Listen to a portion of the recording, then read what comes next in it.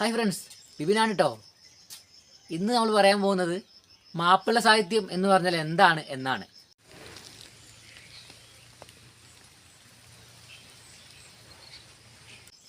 നമ്മുടെ കേരളത്തിലെ മുസ്ലിങ്ങളെ പൊതുവായിട്ട് മാപ്പിളമാർ എന്ന് വിളിച്ചു വന്നിരുന്നു. അപ്പോൾ അവർക്ക് വേണ്ടി അവരുടെ മതവിഷയങ്ങളും അവർക്ക് വേണ്ടിയുള്ള പ്രത്യേക വിഷയങ്ങളും എഴുതുന്നതിനും അത് മറ്റുള്ള എല്ലാ വായനക്കാരിലേക്കും എത്തിക്കുന്നതിനും വേണ്ടി അവർക്ക് മറ്റൊരു മാധ്യമം, മറ്റൊരു ഭാഷ ആവശ്യമായിരുന്നു. അതിനുവേണ്ടിയാണ് നമ്മുടെ മണിപ്രവാളമൊക്കെ പോലെ അറബി മലയാളം എന്നൊരു പ്രത്യേക ഭാഷ രൂപപ്പെടുത്തിയത്.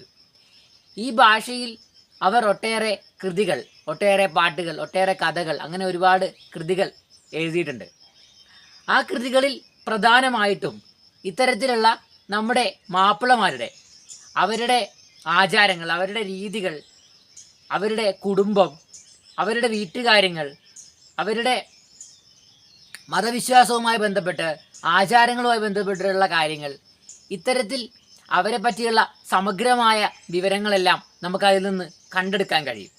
അവരുടെ മതവിശ്വാസവുമായി ബന്ധപ്പെട്ടിട്ടുള്ള, അവരുടെ മതവിശ്വാസവുമായി ബന്ധപ്പെട്ട, അവരുടെ ദൈവവുമായി ബന്ധപ്പെട്ട്, അവരുടെ ആരാധനയുമായി ബന്ധപ്പെട്ടിട്ടുള്ള അവരുടെ വിശ്വാസങ്ങളും അവരുടെ ജീവിത രീതിയിലെ പ്രത്യേകതകളും ഇത്തരം സാഹിത്യകൃതികളിൽ അടയാളപ്പെടുത്തി വയ്ക്കാൻ കഴിഞ്ഞിട്ടുണ്ട്.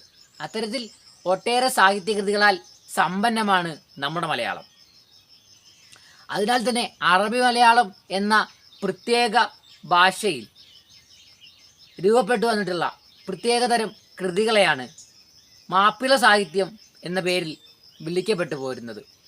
ഇത്തരം കൃതികളുടെ പ്രധാന സവിശേഷതയാണ് മാപ്പിളമാരുടെ ജീവിതത്തെപ്പറ്റിയും അവരുടെ ദൈവവിശ്വാസത്തെപ്പറ്റിയും അവരുടെ കുടുംബത്തിൻ്റെയും സമൂഹത്തിൻ്റെയും പ്രത്യേകതകളെപ്പറ്റിയും നമ്മളിലേക്ക് വളരെ വ്യക്തമായും ആഴത്തിലുമുള്ള വിവരങ്ങൾ എത്തിക്കുന്നു എന്നുള്ളത്.